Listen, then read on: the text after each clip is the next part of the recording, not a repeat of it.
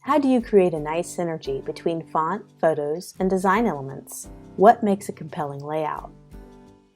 I created a quick flyer for a gym with some generic promotions. What makes this layout work well? First off, it starts with a large, obvious headline or main attention grabber.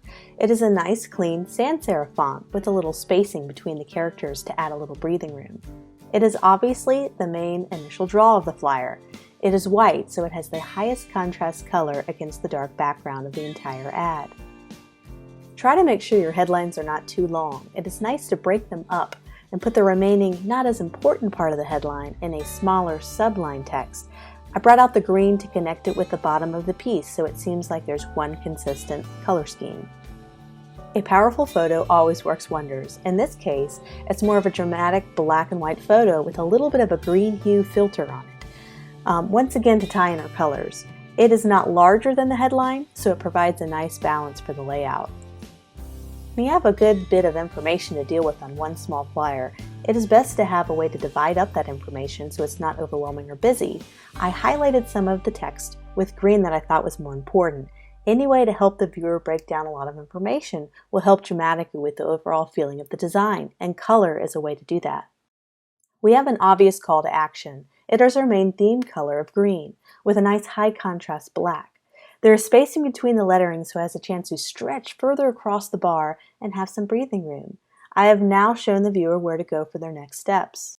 You do not come up with this kind of layout on your first shot. It takes some playing around with the main graphic elements to find out what seems to click. I struggled with the right headline font and placement for a while until I figured out that it was the photo that needed modified. And once I kind of tweaked the photo a little bit, the headline seemed to really fall in place. This is another mock-up advertisement for a local college. Notice the nice readable headline that seems to pop out on the white bar? I made sure the photos in the collage all had balance, using the right combination of people shots and object shots, tight shots and wide shots, and even used color to add contrast to certain ones too. Notice the even white spacing between the elements?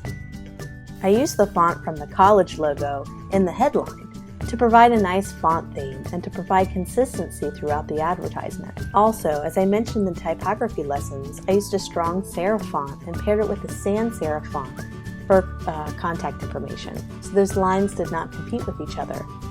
In the end, I decided to add a little angle to the piece to shake it up a little bit and make it a little extraordinary. The white space provided for the logo on the bottom is really nice and helps accentuate the college's name. In the end, this is the design that I would send to my client. It also helps if I spelled the word college correctly. I may be a good designer, but I am not a good speller or a copywriter, so run this stuff by someone else, always. Finally, I am showing you the process I went through to create this layout. As you can see, I really struggled with the right placement and balance for the headline. I ended up making the headline smaller, so it ended up not competing with the photos.